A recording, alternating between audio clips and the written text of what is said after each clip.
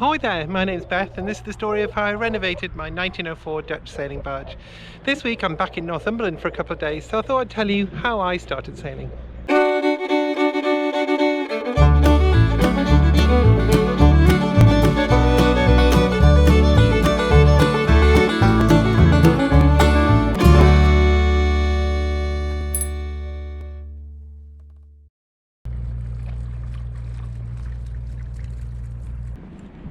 So just a bit further down the coast here are the ports of Blythe and Amble, and that's really where I started sailing.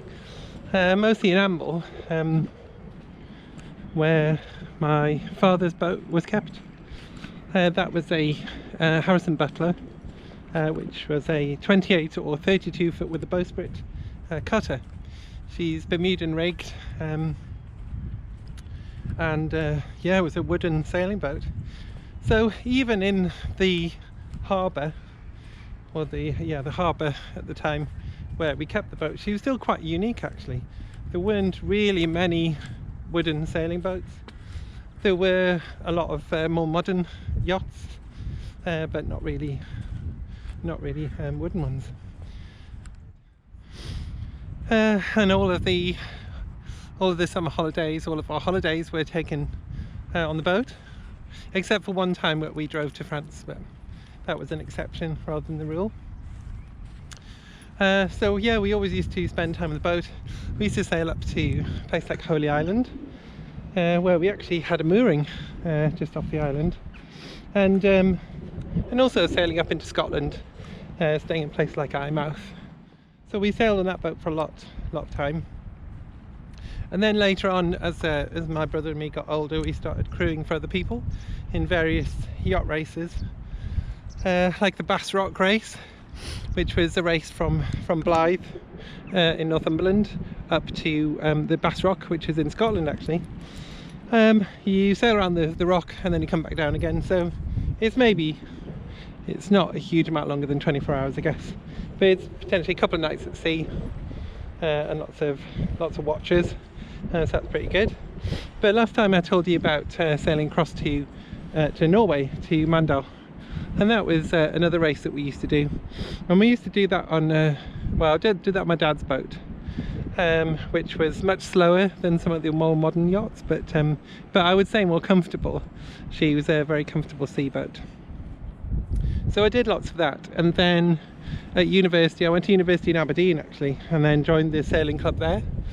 And we used to race laser dinghies, and that was in the Scottish University Sailing Association races, or SUSA we called it. And also we sailed in the British University Sailing Association, which rather aptly was called BUSA. So yeah, we used to do lots of races there. We were training each weekend and racing very regularly.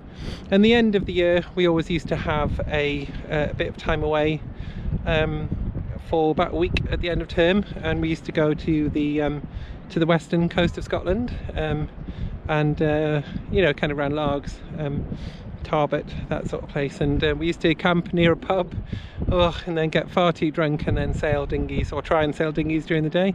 But it was really nice. It was with the year of kind of quite hard sailing, quite hard training, it was quite nice just to sort of potter around. And we always sailed lasers as crew of two, so at least then, you know, we used to get more single-handed sailing, which is quite pleasant. So you know, we'd take the lasers out by ourselves sometimes, and just have a good laugh really. So then yeah, then I kind of moved to London, and sailing sort of finished, although I did do some bits and bobs. I was working for a company who sponsored one of the Whitbread 60 yachts, which were the round the world yachts.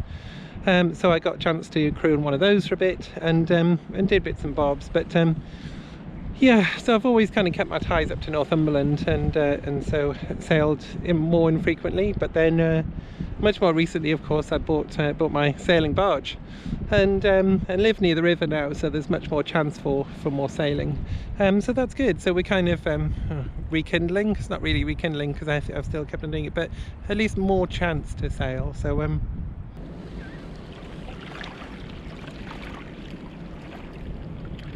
So my dinghy, my Enterprise called Firefly, is just kept in the dinghy park just up here on the estuary. So you can see behind me there's lots of chances of sailing on the estuary when the tide is in. The tide's in now, it's 10 to 1, which is a really good time to sail, but it's a bit cold and it's been really windy. Yesterday was really windy, could hardly stand up in it.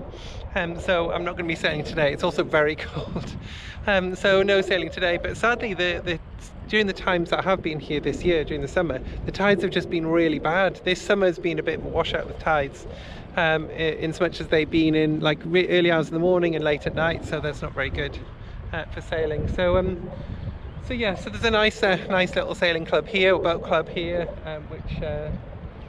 which does races and events, and there's actually quite a few enterprise dinghies race here. So there's a quite good class competition here, which I was hoping to do more of this year, but I just haven't. So for one reason or another. So that's my boat up here. Of course, I have the sailing barge in London, but I also have my eye on another boat for London, and a boat that's kind of a bit more usable for a few different purposes. So it could be a tender to put an outboard on the back, also could be reasonable to row, and also to sail as well. So a kind of rowing sailing type of thing. So I've been looking at a few different designs, and I can't really afford to buy one of these boats outright, because I've kind of got my eye on a nice sort of clinker built with a lug rigged sail. And they're very expensive, so it would be sort of 10 to 15,000 pounds for the sort of thing that I'm looking at. So I had an idea they would actually build one, and the wood will be reasonably expensive, but it'll not be a fraction of the cost of a real one, and it'll be a really good experience to actually build a boat. So I thought I might do that after I've finished this project, or kind of, you know, when this project you know, have fewer jobs to do, when I've got a bit more of a nice place to live, I might start pottering on with that as well. So maybe that would be next winter, something like that.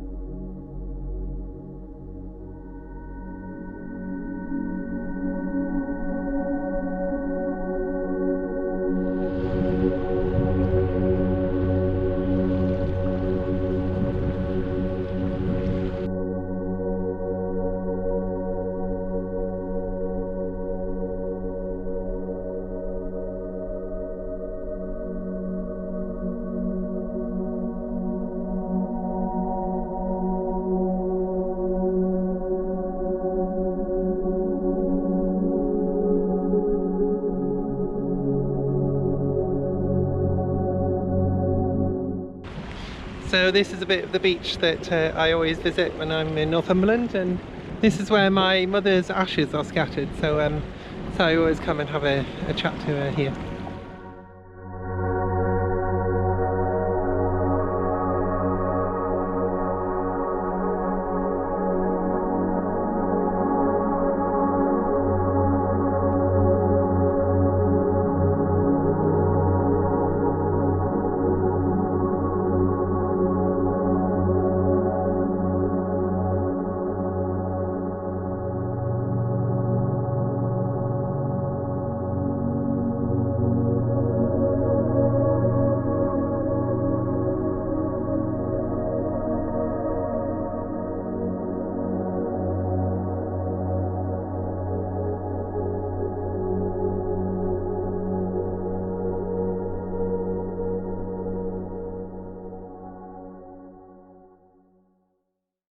So it's morning, and it's been really stormy the last few hours.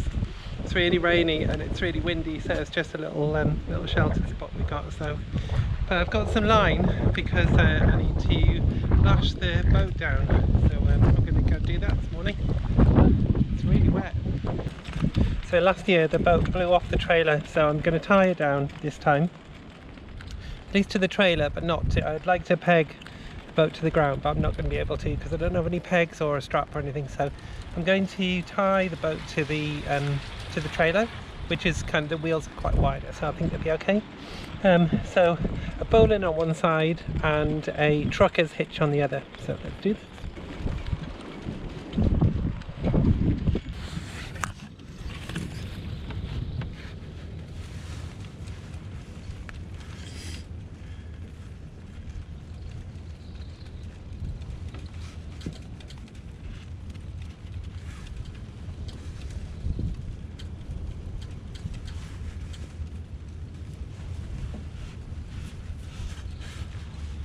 I've got something to hang on the very end.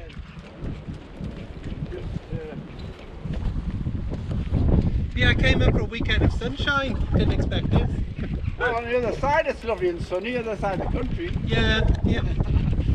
I can see there's a like crack of sunlight over there. Oh yes, it's coming through, yes. So it might be alright. Yeah. Are you alright? Oh yes, yes. Good, good, good.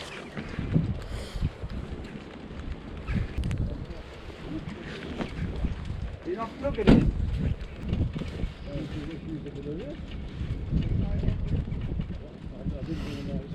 I bet Ben's got a knife.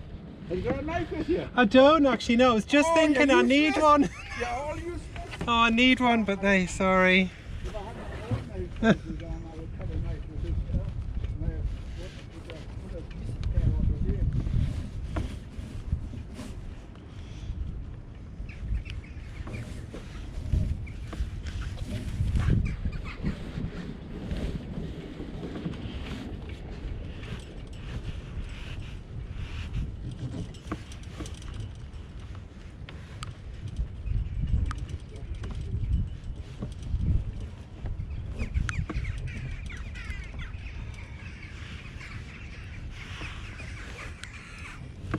Hiya, dog. How are you? What's the matter? Has she got you here in the wet? I know. He does like to come out, but then, I don't know, if he's doing something interesting, he quite likes it, but if he's sitting in the rain, then he's not too keen. So what's that? It's a camera. It's for YouTube. So I record things for YouTube because I'm renovating my Dutch barge. I know you are, yeah. So yeah, so I'll video that each week, but I'm up here this week, so I've got to make some content. All Yeah, magic to me. I know. So I've now got this trucker's hitch on this side and a bowline on the other side, and it's nice and tight. So it's on the mast with a tin around the mast, so at least it'll stop the boat falling a little bit. It's not ideal. What I'd like to do is I'd like to get a strap.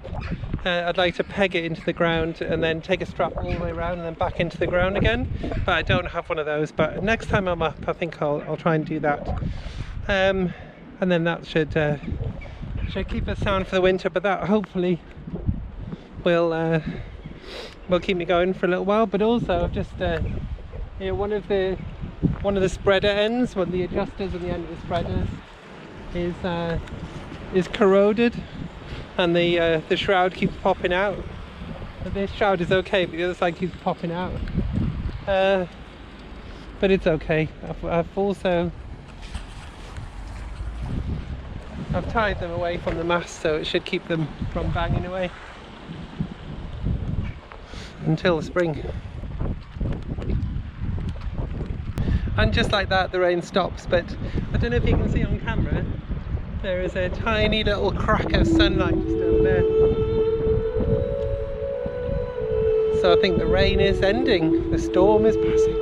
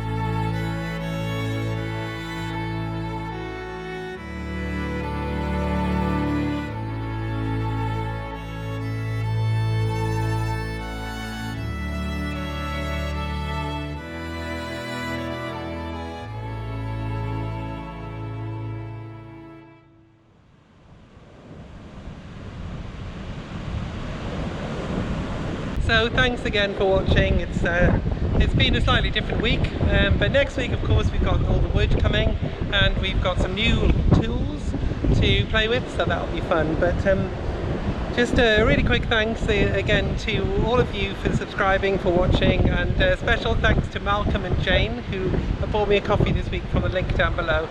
It's tremendously generous of you and I thank you. So yeah, next week some more jobs, and but from a wild and windy Northumberland, I'll say goodbye and I'll see you next week.